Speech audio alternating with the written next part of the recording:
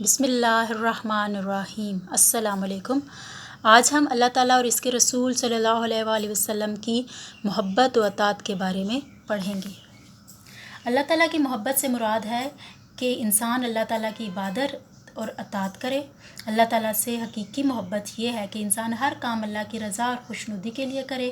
اگر کسی سے محبت کرے تو محض اللہ کی رضا کے لیے، اگر کسی سے بغض رکھے تو اس کی بنیاد محض یہ ہو کہ اللہ تعالیٰ اس شخص کو ناپسند کرتا ہے۔ محبت کے معنی دل کی چاہت اور قلبی میلان کے ہیں۔ شان عبودیت کا تقاضا ہے کہ اللہ کی محبت کو تمام محبتوں پر فضیلت اور فوقیت حاصل ہو، جیسا کہ ارشاد ربانی ہے، اور جو ایمان والے ہیں وہ تو اللہ سے بہت محبت کرنے والے ہیں۔ ایک اور جگہ ارشاد الہی ہے، اور لیکن اللہ نے تم میں ایمان کی محبت ڈال دی اور اسے تمہارے دلوں میں مزین کر دیا۔ اللہ تعالیٰ نے انسان پر ان گنت احسانات فرمائے اور اسے بے شمار نعمتوں سے نوازا ہے۔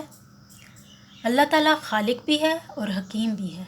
کائنات کی تخلیق بھی اللہ تعالیٰ نے فرمائی اور اس کا نظام بھی اللہ ہی چلا رہا ہے۔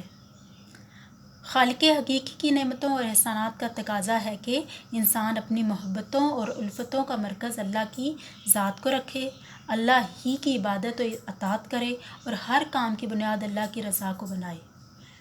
ارشاد الہی ہے، اگر تم اللہ کی نعمتوں کو شمار کرنا چاہو تو گن نہ سکو گے۔ اللہ تعالیٰ اپنے بندوں پر بہت مہربان ہے اور ان سے بے پناہ محبت کرتا ہے۔ ایک ماں اپنے بچوں سے جتنا پیار کرتی ہے، اللہ تعالیٰ اس سے 70 گنا زیادہ اپنے بندوں سے پیار کرتا ہے۔ اللہ تعالیٰ کا ارشاد ہے، اے لوگو، اپنے رب کی عبادت کرو جس نے تمہیں پیدا کیا۔ رسول اللہ صلی اللہ علیہ وسلم کی محبت بھی ایمان کا تقاضا ہے۔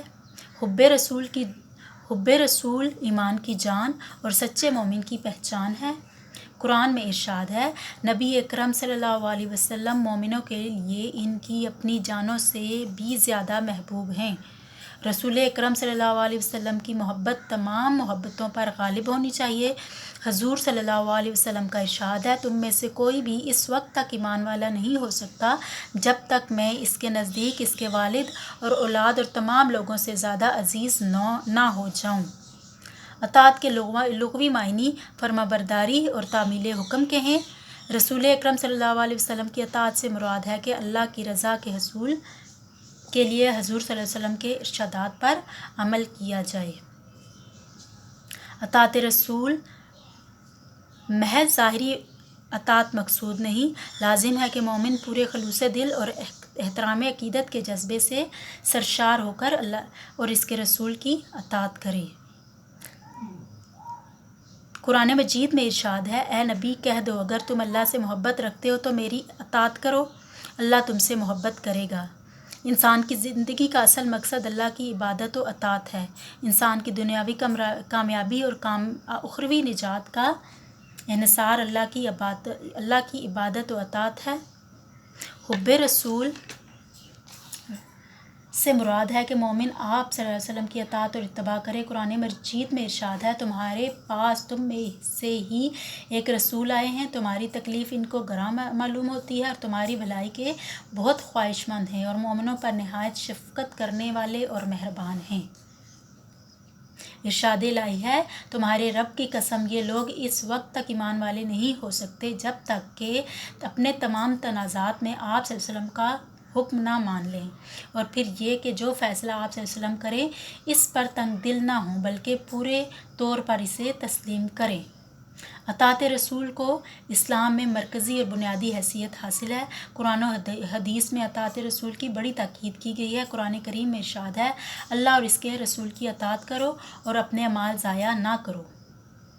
ایک اور جگہ ارشاد الہی ہے، اے ایمان والو، اللہ کی اطاعت کرو اور رسول اللہ صلی اللہ علیہ وسلم کی اطاعت کرو۔ قرآن نے ہدایت کو رسول صلی اللہ علیہ وسلم کی اطاعت سے وابستہ قرار دیا۔ ارشاد الہی ہے، اگر تم ان کی اطاعت کرو گے تو ہدایت پاؤ گے۔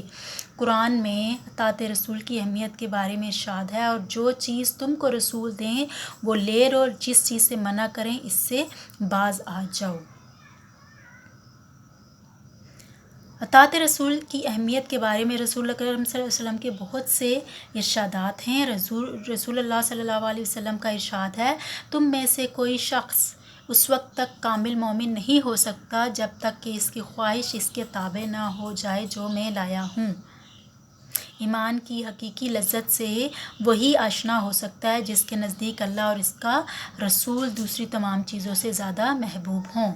رسول اللہ صلی اللہ علیہ وسلم نے اپنی اطاعت ہی کو اپنی محبت قرار دیا۔ حضور صلی اللہ علیہ وسلم کا ارشاد ہے، جس نے میری سنت سے محبت کی اس نے مجھ سے محبت کی۔ اب آپ نے کتاب صفحہ نمبر 59 تا 61 کی پڑھائی کرنی ہے، اور کتاب صفحہ نمبر 61 پر دیے گئے مشقی سوالات جو ہیں وہ اپنی نیٹ کاپی پر لکھنے ہیں۔